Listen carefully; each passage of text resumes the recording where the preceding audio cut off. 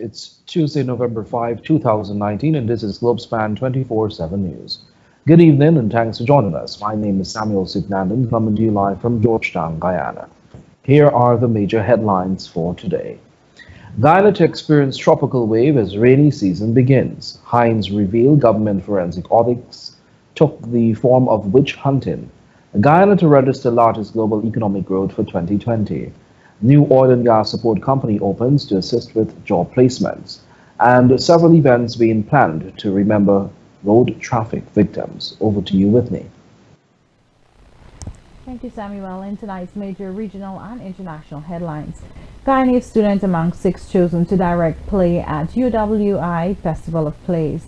Trinidad and Tobago Health Minister dispelled rumors of H1N1 virus epidemic. 9 U.S. citizens killed in northern Mexico by drug cartels. U.S. voters head to polls for midterm elections 2019, and police in Indonesia arrested over kidnapping of British man. These stories and more in a short while, and now Kingsley Bryan with today's sports headlines. Thanks. Here's a look at some of the stories we'll be covering in tonight's Sportscast.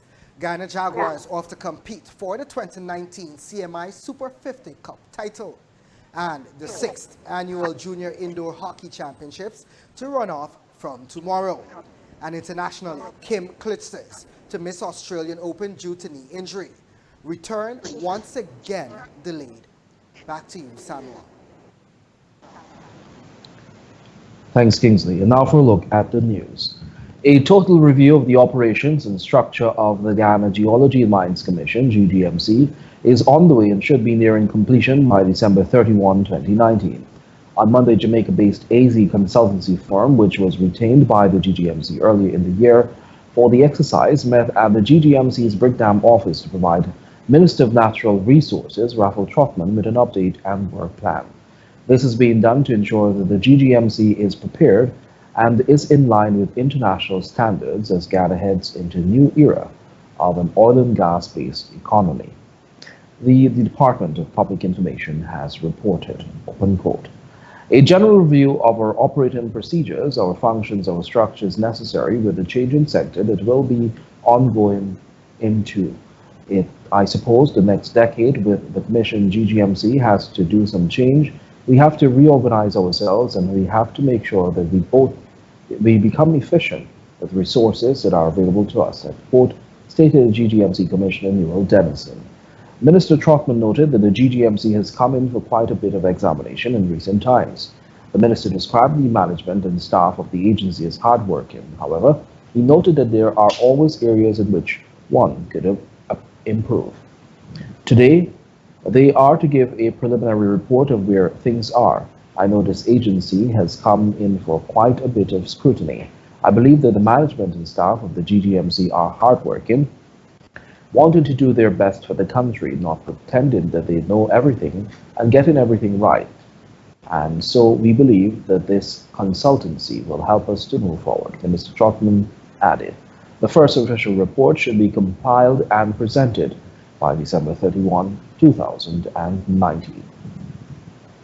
Meanwhile, Prime Ministerial candidate of the newly formed Change Guyana political movement, chartered accountant Nigel Hines, says his involvement with the two political mammoths, the APNU plus AFC and the PVPC, was strictly business related, and as such, he held no affiliation with either parties. Hines said his being rumored to be in the PPPC's camp is nothing but that, a rumor. And as it relates to the APNU plus AFC, he was contracted to conduct audits for the coalition following their victory in the 2015 polls. He said prior to that, he functioned merely in an advisory capacity. Returned to Guyana, I led the team. I was asked by David Granger, President Granger, to lead a team for the Statement of Polls review. That was in 2012. And we went through the entire 2011 elections, and we did a report. We had press conferences with now Director General Colonel Harmon. And then after that involvement and leading up to the 2015 election, I was also involved with advising and making inputs to the strategy of APNU. As it relates to the forensic audits he was contracted to complete, Hines said he was tasked with auditing 7 entities, but opined that in his view, the request to audit these agencies fulfilled a separate agenda.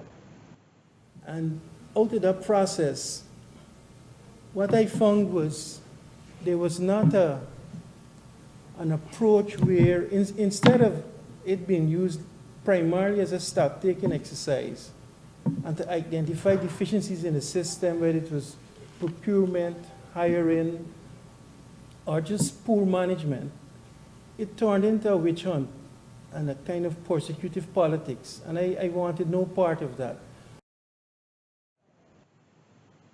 The agencies Hine was contracted to audit are GIOL, Go Invest, GPL, GRDB, Petro-Caribbean Fund, among others. Many of those audits are now completed but are yet to see any definitive action against those parties who were cited for some inaccuracy or the other. The chartered accountant said it was at this point that his objectivity was questioned as he began to critique the government of the day for partaking in prosecutorial politics. I tried to be objective. I tried to work with the facts and the logic, not taking a discriminatory approach. I don't like to see if person A from one demographic and person B from another demographic are identified as having breached or not conducted themselves with propriety. There was some kind of malfeasance, and because this person comes from a particular demographic, only that person is singled out for prosecution and properly stated as for prosecution. So my writings were not. Hines concluded that in the past he was invited to speak at different events by the PPP, but that does not make him a member, since if he was furnished with an invite by the governing side for any event, his attendance could have been expected.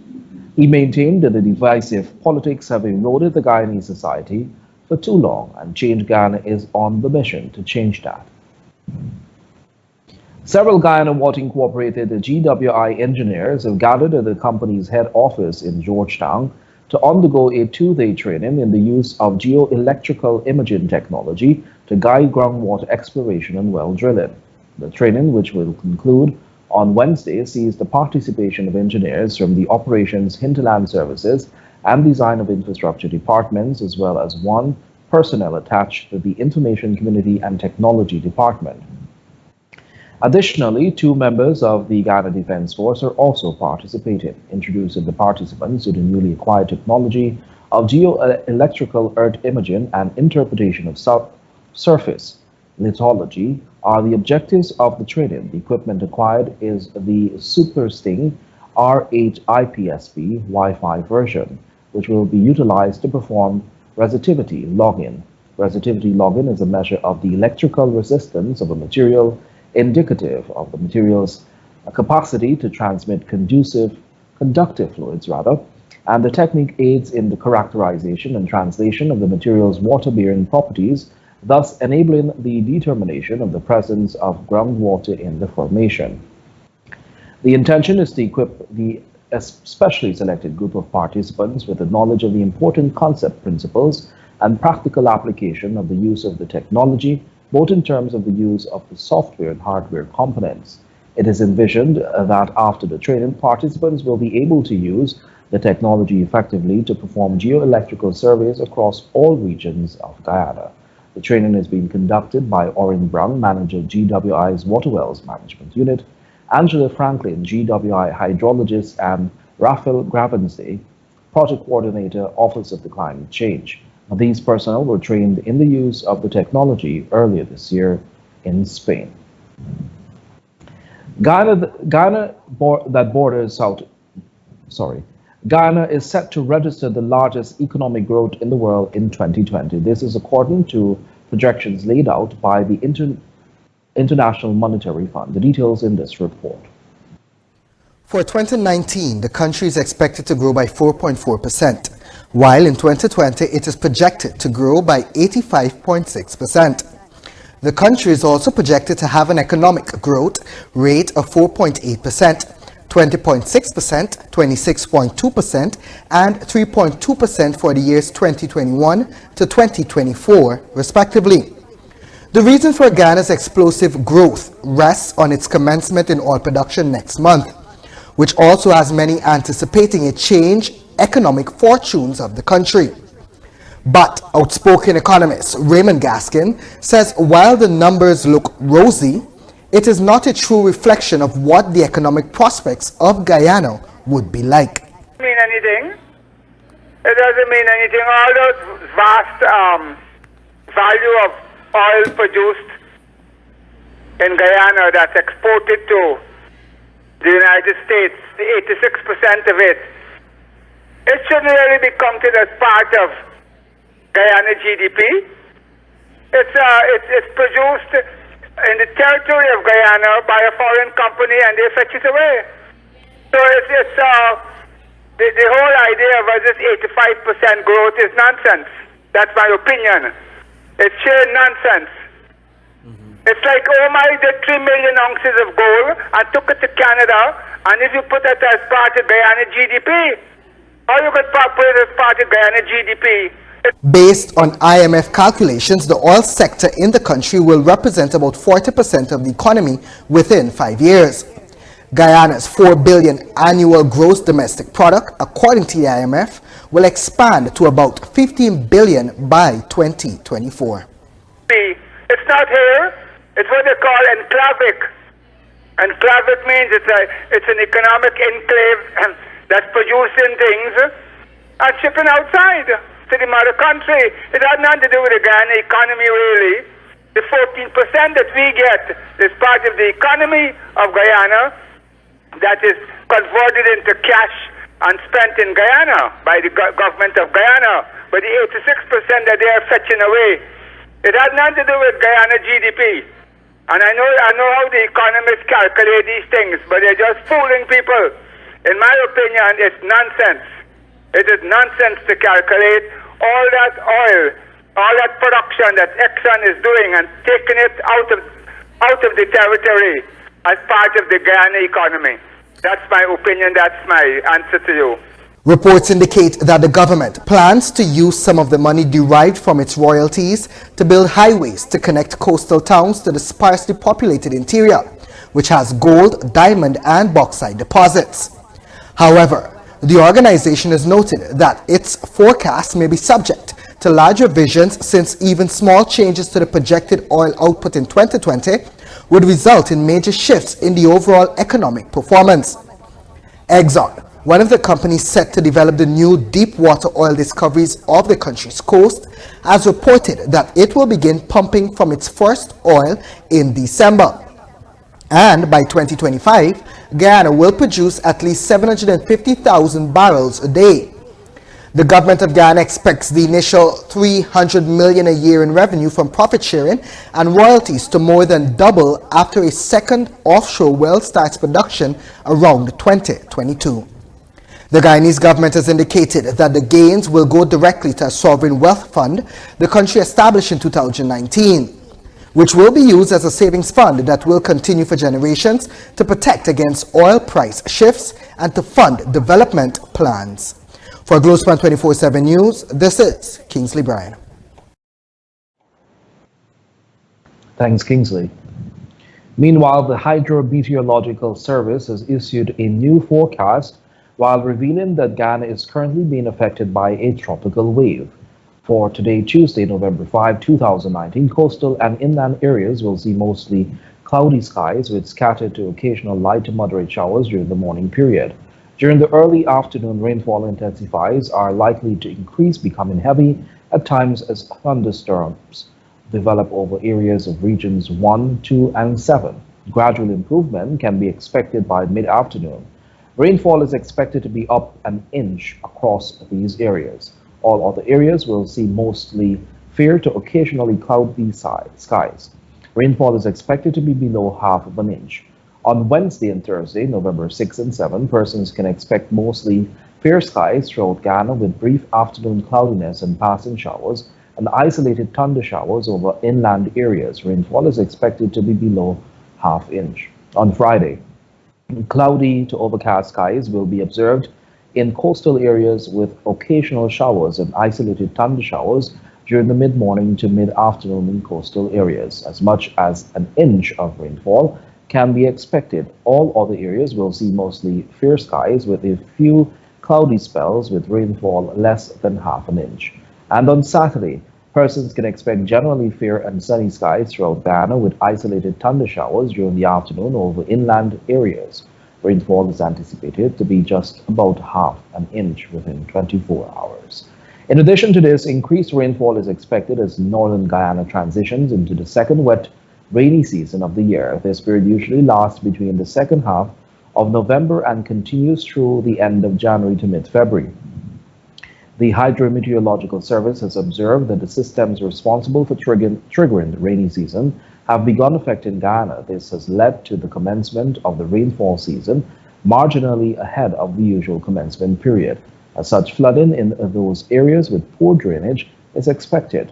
This can in turn lead to localized flooding and other flood-related hazards. It can also lead to a rise in mosquito breeding, moisture-related pests, and waterborne diseases. These conditions, coupled with the projected period of above normal high tide, can severely affect unaware citizens. The Hydrometeorological Office is pleading with citizens to keep up to date with the short-range forecast provided by the National Weather Watch Center and plan their days accordingly.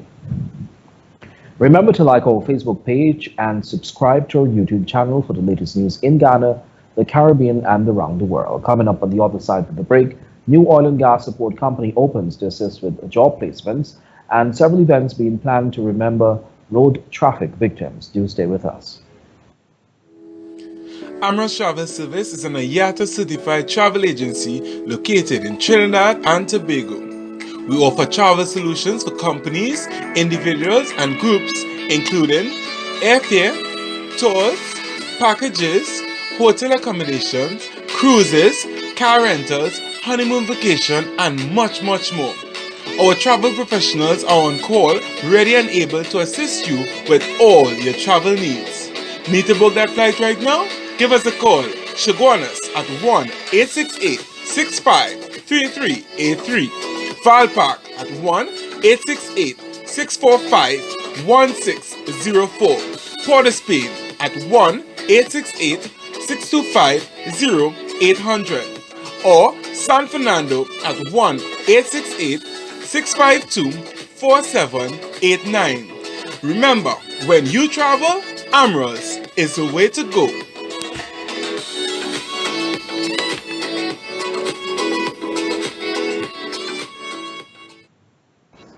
Thanks for staying with us.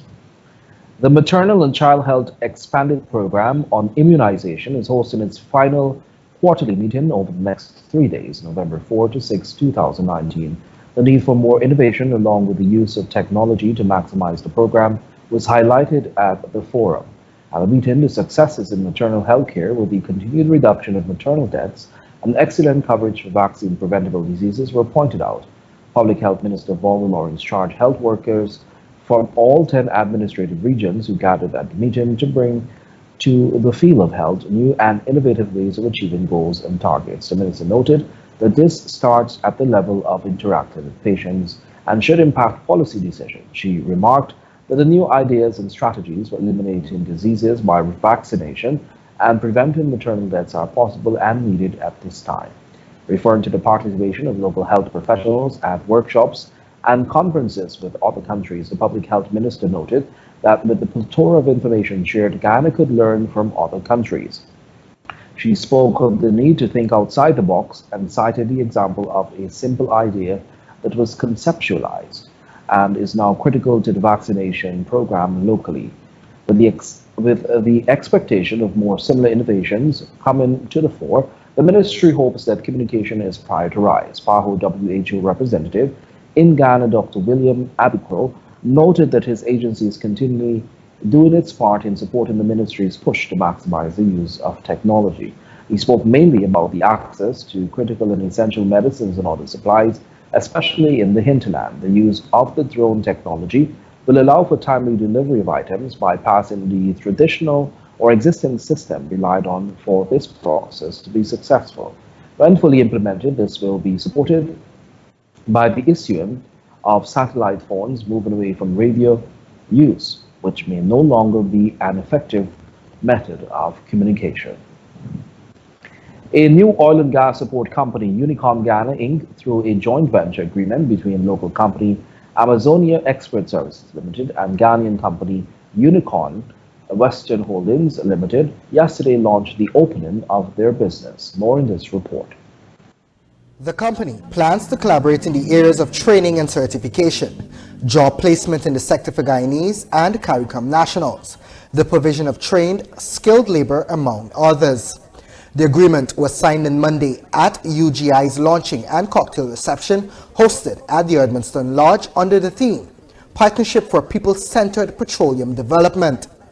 UGI Director Dr. Patrick Antoine said that it is the first such joint venture to be signed in the field between companies of the two countries. The joint venture too is fashioned in the context of the revised Treaty of Chaguaramas and is intended to forge partnership in the oil and gas space with potential benefits to all of CARICOM. These potential benefits we foresee in the areas such as training and certification, job placement of Guyanese and the CARICOM nationals in the oil and gas sector.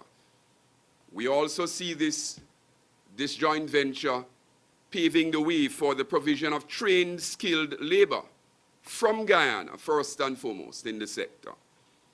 Thirdly, we see it as a venture that, in fact, begins and continues and expands the provisioning services that is associated with the oil and gas sector. And finally, there are a range of corporate services downstream that we perceive will emerge from the joint venture entity.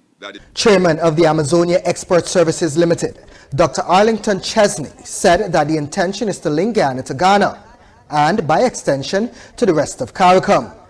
Through the joint venture, he summarized that the companies will be able to benefit in the areas of energy, education, agriculture, trade, and tourism. Foreign Affairs Minister Dr. Karen Cummins said that the agreement finds favor with the government, which wants to see the advancement of the business landscapes in Guyana for the creation of additional and better paying jobs. Businesses like UGI are an important part of our plans to create more jobs for Guyanese and to ensure increased local participation in our oil and gas sector at all levels of the value chain, including services and secondary industries. Only by ensuring that we build value chains and industries can we guarantee the Guyanese people opportunities to earn more and put more money in people's pockets through higher value jobs. UGI brings with a commitment to ensuring the development of skills for Guyanese. This will include specialized technical training to enable Guyanese and CARICOM nationals to be accredited to work on rigs off Guyana. By developing these skills, we are directly creating opportunities for Guyanese to increase their earning potential. UWHL's Chief Operations Officer, Mark Eber, assured that UWHL has over 11 years of experience in the sector, over which period it has developed a reputation for excellence as a credible partner. UWHL was established in 2005 and is a private holding and multifaceted conglomerate with subsidiaries engaged in oil and gas, labor supply, transport and logistics, engineering and hospitality, among others. For Globespan 24x7 News, this is Kingsley Bryan. Thanks again, Kingsley. The Ghana Road Safety Council is collaborating with a number of agencies and individuals to commemorate the United Nations World Day of Remembrance for Road Traffic Victims to raise more awareness of the impact reckless and/or dangerous driving has on the everyday lives of citizens. Coordinator of the National Road Safety Council, Ramona Dorjem, at a launch of the partnership for this observance, noted that this year's activities will be one with a difference. She explained the significance of today. The United Nations World Day of Remembrance for Road Traffic Victims, which is observed on the third Sunday of November every year. It was declared by the United Nations that this day we will have a day observing all persons that is involved in road crashes, even persons who died on the roadways, persons who were injured in the roadways, police officers, emergency unit workers, nurses, doctors, and every person that have to do with road crashes. The UN World Day of Remembrance for Road Traffic Victims has been held under the theme, Life is Not a Car Path. Dorjen added that this year, the Road Safety Council will not be hosting their usual amount of activities, but explained that the Council shortened that time to ensure the activities are successful in the educational campaigns.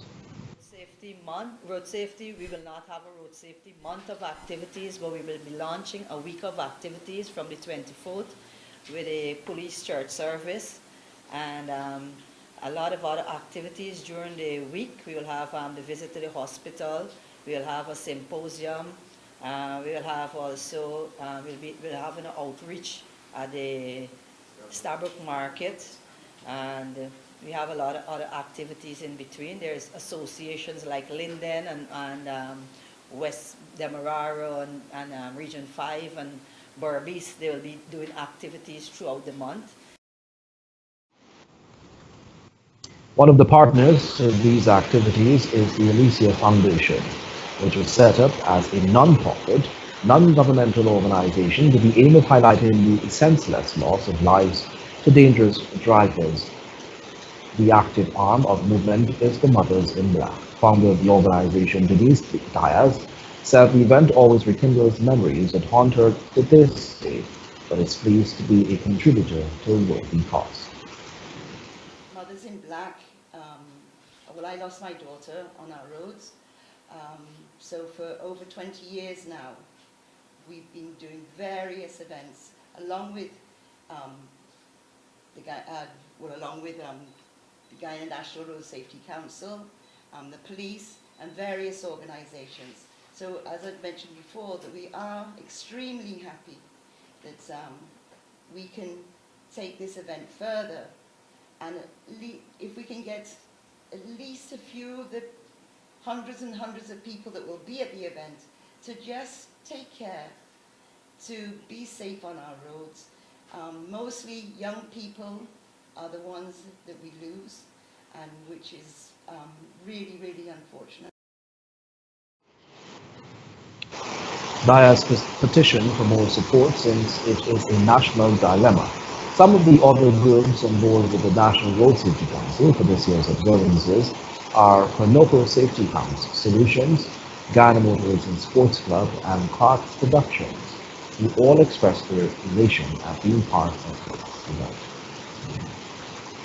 On Monday, at the review of the progress towards the implementation of key programs of the Ministry of Public Health, Chief Medical Officer Dr. Shamdi Prasad said immunization was created as a safeguard against diseases, and this aspect of prevention must continually be enforced. More in this report. The Ministry of Public Health in Guyana is currently hosting a forum where the implementation of two key projects of the ministry are being reviewed. At the meeting, which is being held at the Guyana Marriott, Chief Medical Officer Dr. Shamdi Prasad said that with the new dynamics of Guyanese territory, apart from the expansion of the immunization program, more vigilance is needed. The advent of movement of persons, especially from Venezuela, but from other neighboring countries, have caused us to be concerned about the reintroduction of some diseases that we usually thought, or we thought in the past, had disappeared. Things like measles and yellow fever. We need to be cognizant of that. And as providers and as our frontline workers, the regional staff is critical in ensuring that we keep that window, very small window that might exist with pockets of persons who are not covered by immunization, closed. Prasad further noted that there is a need for increased access to vaccines, especially for children in those far-flung communities. He said immunization plays a greater role than previously thought, as it is now attributed to diminishing the effects of STIs. Adequate vaccination will diminish the prevalence of most of these diseases, including things like genital warts and some other infections, to a minimum or almost to none at all. In this regard, Dr. Prasad also called for greater focus to be placed on the hepatitis B vaccine and others to be included in the vaccination programs, since apart from negligence, there have been reports of the vaccine being inaccessible to others. Need for us to look at some of the other vaccines, particularly the hepatitis B vaccine. Only last week we concluded some training activities with another group of health workers, the mortuary attendants, and I was again amazed to find that a lot of our workers still had doubts about taking vaccines. Imagine workers who handle human remains, sometimes partly decomposed human remains, and the risk associated with contracting things like hepatitis B remain very high, and actually some of the data do indicate so, and they're still not able to access, either because they're not aware of the need to be vaccinated, or that the services sometimes are difficult. The CMO opined that it is critical for high-risk persons to be adequately immunized, and as such, the ministry has extended its reach in this regard. Added to that group for persons who may have missed doses, a single dose of MMR, a yellow fever, a single dose of yellow fever, along with the hepatitis B and the tetanus toxoid. So for adults in our population or for older children who may or may not have received the vaccine, we should ensure that they are covered. In terms of the special vaccines, we have recently included, as some of you may know, the introduction of a rabies vaccine for target groups, including agricultural workers. Dr. Prasad concluded that these little steps are the little things that will make the ministry's program stand out. Guyana has not reported a case of measles since 1991, yellow fever since 1968, and polio since 1962. For Globespan 24x7 News, this is Kingsley Bryan. Thanks, Kingsley. We will now take a short commercial break. Do stay tuned for regional, international, and diaspora news with Whitney Prasad at our New York studio. To keep up with breaking news in Guyana, the rest of the Caribbean, and on the international scene, like, follow, and subscribe to Globespan 24x7's Facebook and YouTube news page. Join the conversation, get live news on the go, and news and details right here on Globespan 24x7 News. TravelSpan is a proud sponsor of Globespan 24x7 News. TravelSpan has some cheap fares to Guyana on American Airlines flights. Fly from January for $234 one-way and $512 round-trip. Take advantage of these cheap fares on American non-stop flights from JFK to Guyana. That's non-stop flights from JFK to Guyana starting as low as $234 one-way and $512 round-trip. And also has the cheapest fares for Christmas that starts as low as $799 round-trip. TravelSpan celebrating 25 years in business with over 10 offices to serve you. Call 718-845-0437. That's 718-845-0437. Or book online at travelspan.com. Book early and save. Thanks for staying with us. Thank you, Samuel. And now for a look at news and details. The University of the West Indies St. Augustine campus is named the Young Guyanese among 6 others chosen to direct at the annual student production New Directors Forum Festival of Plays. During an exclusive interview with Globespan 24x7 News today, Nikosi Lane, a theater arts major at the university, says the Department of Creative and Festival Arts, DCFA, informed him that there is no other Guyanese on record in the named position. Lane pointed out that success is not impossible, and he stressed that it is important, especially for those in the creative and cultural industry, to follow their passion despite the challenges that may arise in realizing their dreams in theater.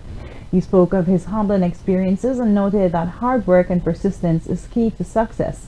Here's that interview.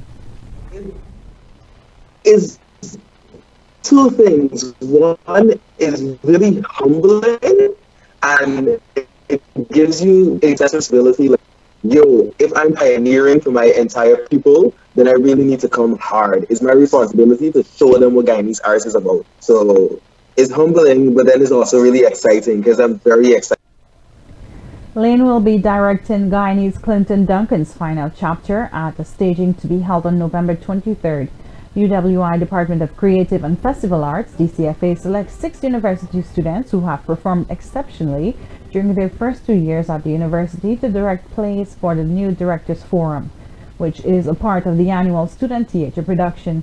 Over the course of 3 months, each student is expected to work rigorously and tirelessly to direct and organize these productions. Well, the first challenge I think to overcome was because I beat to my own drum. I had to overcome the voices in my head that said theater is not valuable. Don't study theater. It's not worth it. Don't pursue it. So I had to let go of those things that were already in me to tell me that, you know, I shouldn't do what I wanted to do. And after that, it was easier for me to not be concerned about what people said, because what people said is really what influenced my thoughts. But when I threw those thoughts away, I was like, okay, good, I'm doing this. The next main challenge was money, because it's not cheap. University is not cheap at all. Living in another country that you don't know many people is not cheap. So tuition, living expenses, studying theater of itself is expensive because you have to go to different shows, you have to do different things. So financial challenges, social challenges.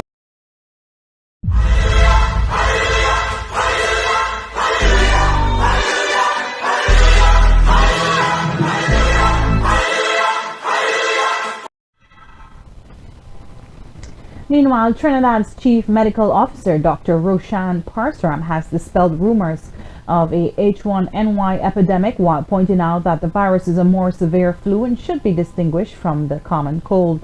His comment came in the face of recent cases of H1N1 or swine flu and H3N2 flu, which left at least one dead due to complications. Calls are being made by the opposition for the government to desist from covering up a national health threat if so be the case. Parsram, however, confirmed that the H1N1 had been circulating since 2009 and the H3N2 flu also after that in the region. He said that the authorities have been doing swabbing for H1N1 since last year. Parsram said it was expected the island was expecting flu vaccines in health centers by the end of the week, if not before. He recommended people shouldn't take antibiotics for the influenza except where there are complications, but use multi-symptom tablets. And some 9 U.S. citizens, including 3 women and 6 children, have been reportedly killed in an attack by alleged suspected drug cartel gunmen in northern Mexico. The victims are believed to be associated with a breakaway Mormon community that settled in Mexico several decades ago. Reports are that members of the LeBaron family were traveling in a convoy of vehicles, and the security minister said the group could have been targeted accidentally as a result of mistaken identity. Local media said that Sonora State in northern Mexico is being fought over by 2 rival gangs, which has links to the larger Juarez cartel and Los Chapos, which is part of the Sinaloa cartel. 2 of the children were less than a year old that were killed. And today, U.S. citizens will head to the polls to elect their representatives and other subnational office holders, which include governors and members of local council in the middle of the term of the executive. Voters will decide the next governors of Kentucky and Mississippi, 2 solidly red states that voted for President Trump in 2016. The president held a rally in Mississippi and will speak in Kentucky on Monday night to boost voter turnout for the 2 Republican candidates he endorsed. Reports are that eyes are on Virginia, where Democrats are fighting to flip control of both chambers of the General Assembly. Democrats made major gains in the Virginia House of Delegates. And as the impeachment probe of U.S. President Donald Trump deepens in Washington, voters will head to polls a year after Democrats took the U.S. House, testing the political landscape. The outcome of the votes in races in Kentucky, Mississippi, and Virginia could shed light on what direction the country will head towards in the middle of the inquiry. And reports are that a man in his 20s was found murdered in a pool of blood in an East End apartment building Tuesday morning. In Toronto, police said they received a call for the sound of gunfire at 75 Eastdale Avenue and Danforth Avenue at about 5 a.m. According to a police report, the victim, who has yet to be identified, was found in the stairwell on the second floor along with a number of shell casings. With regards to the investigation, Detective Stephen Henkel says police are looking for a group of men believed to be in their 20s who were in the building lobby between midnight and 1:30 a.m. And the United Kingdom has said that Bristol is set to become the first city to ban diesel cars from entering parts of the city in a bid to cut air pollution. This comes at a time when the world is advocating global climate change. UK's Bristol City Council has agreed to ban privately owned diesel cars from a central zone in the daytime. Commercial vehicles will pay to enter the area. The city has long suffered from poor air quality, particularly from high levels of nitrogen dioxide. According to a report, the scheme, which needs government approval, is due to start in 2021. Vehicles, with the exception of taxis and emergency services, will incur fines if they stray into that area. A wider clean air zone extends further away from the city center. And a report coming out of Zanzibar gas that scientists are planning on using drones to spray silicone film over rice fields in the African country to see if it stops the spread of malaria. The rice fields collect stagnant water, which is where malaria-carrying mosquitoes lay their eggs, and researchers say they will monitor whether the film will prevent Anopheles mosquitoes' eggs from hatching by blocking the larvae from attaching to the surface of the water. The researchers told reporters that they chose Tanzania to test the idea because of the progressive drone regulations. The tests are at an early stage. After the trial, the researchers aim to publish their findings in peer-reviewed journals before testing it again across the continent of Africa. And at least 4 police officers have been arrested after a British man was kidnapped and ransomed for $900,000 in the Indonesian capital, Jakarta. The officers stopped a man reportedly at a roadblock last week on the pretext of an arrest, investigators allege, but after being taken to a police station, he was moved to a hotel where payment was demanded for his release. The man, whose identity is being kept private, is believed to have been freed after the ransom was paid. The British Embassy confirmed they were aware of the incident, but they told news agency AFP that the investigation was being handled by local police. According to local media, the man was reported missing by his wife on October 31st. And finally, to end the news, a global group of around 11,000 scientists have endorsed researchers that say the world is facing a climate emergency. The study, based on 40 years of data on a range of measures, says governments are failing to address the crisis. Without deep and lasting changes, the world is facing untold human suffering, the study says. The researchers say they have a moral obligation to warn of the scale of the threat, released on the day that satellite data shows last month was the warmest October on record. The new study says that simply measuring global surface temperatures is an inadequate way of capturing the real dangers of an overheating world. Some progress has been seen in some areas. For example, renewable energy has grown significantly, with consumption of wind and solar increasing 373% per decade, but it was still 28 times smaller than fossil fuel use in 2018. That has ended the news in the region and around the world. Stay tuned for Tech Beat with Kumar Doshi coming up right after the break. Namaste, salam and good day to everyone. This is TechBeat on Globespan 24x7. Earlier, we spoke about augmented reality used in medical field. Today, let's look at the emerging technologies in medical field. Health technology is defined by the World Health Organization as the application of organized knowledge and skills in the form of devices, medicines, vaccines, procedures, and systems developed to solve health problems and improve the quality of lives. Medical technology has come a long way since the invention of eyeglasses and stethoscope. Technology and medicine have gone hand in hand for many years. Here are some of the emerging technologies in medical field. A printable organ is an artificially constructed device designed for organ replacement produced using 3D printing techniques. The primary use of printable organ is in transplantation. 3D printing allows layer-by-layer construction of a particular cell structure to form a cell scaffold.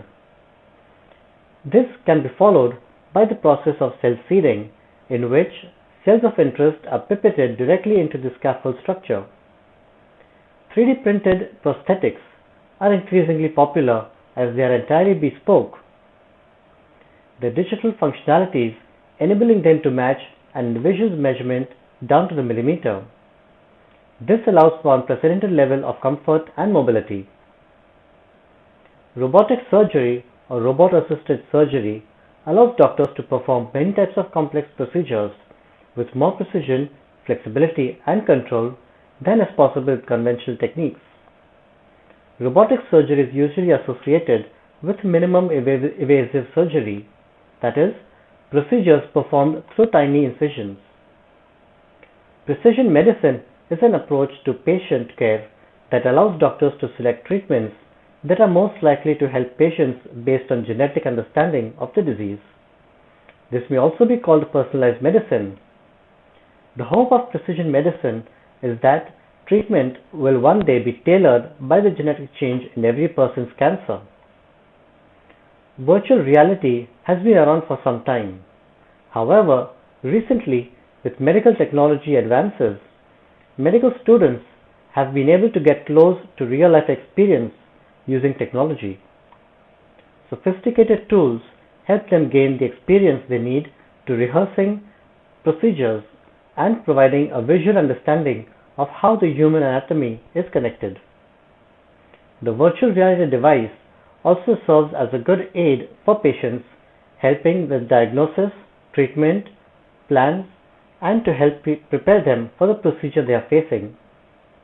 Many new emerging technologies have helped improve medical diagnosis and treatment, and many more are in the development phase that we will see in the coming years. That wraps up for today's Tech Beat. I'm Kumar Doshi bringing tech news from India. Back to our studio in Guyana for more news to come. Thank you. Thank you, Kumar. Now for a look at Bridge reports for today.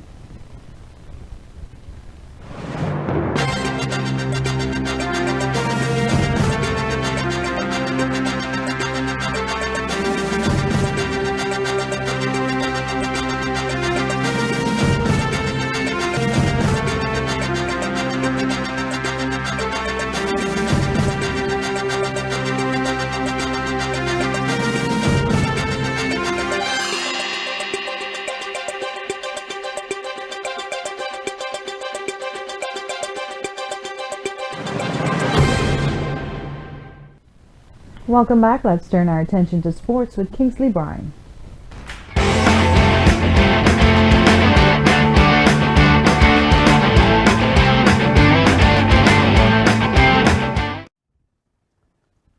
Thanks.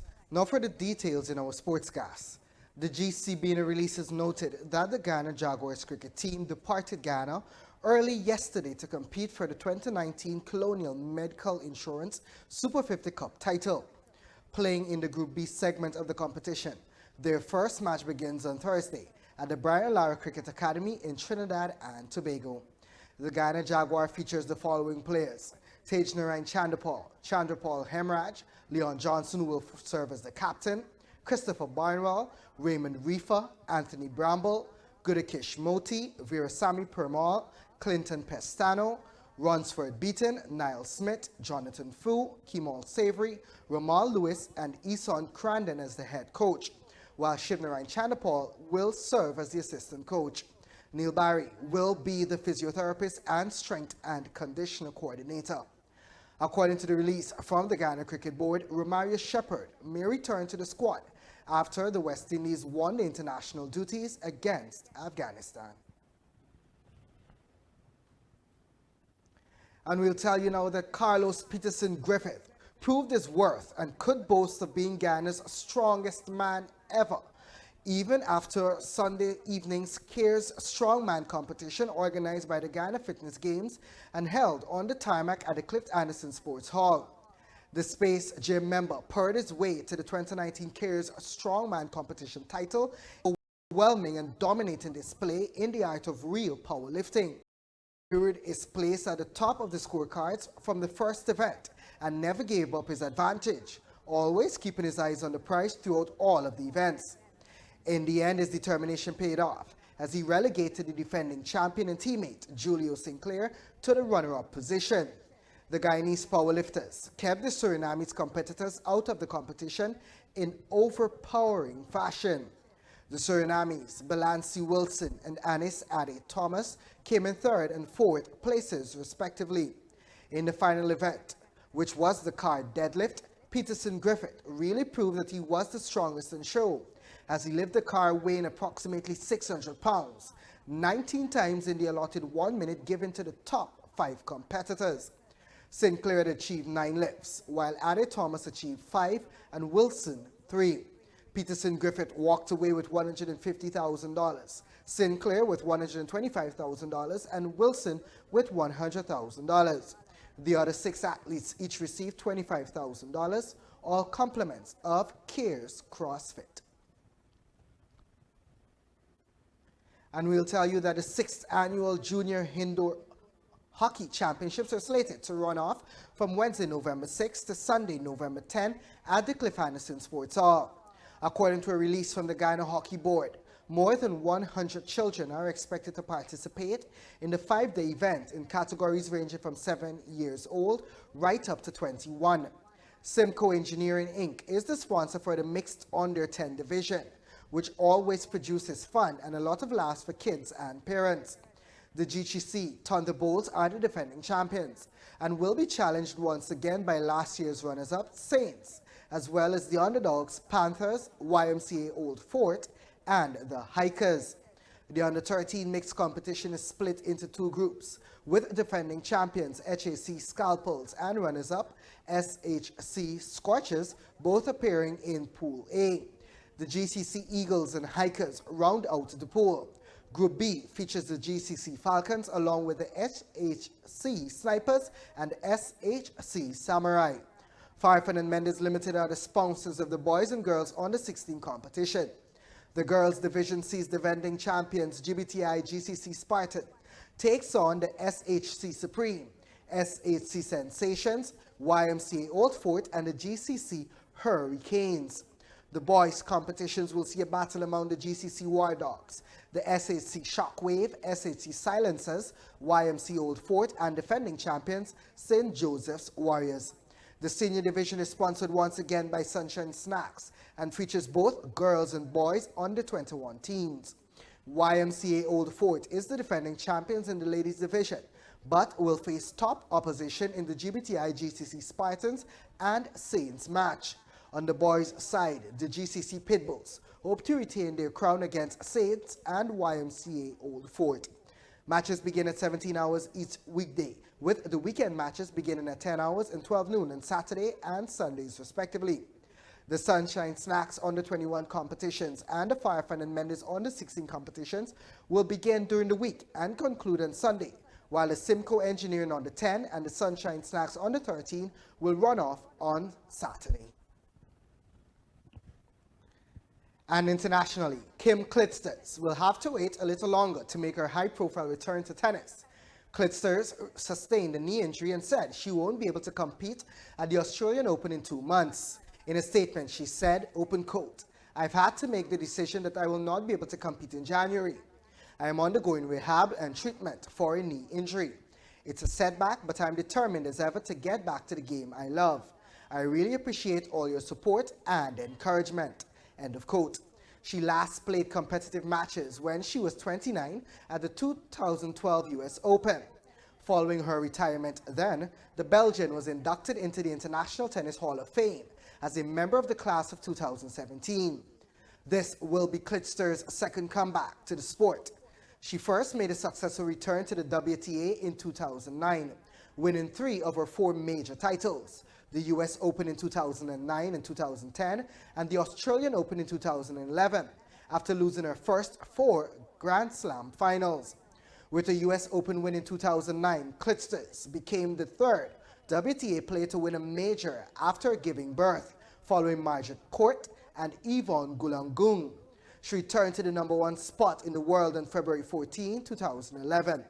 She said, open quote, "At 36 years old, I feel like I'm too young to be retired.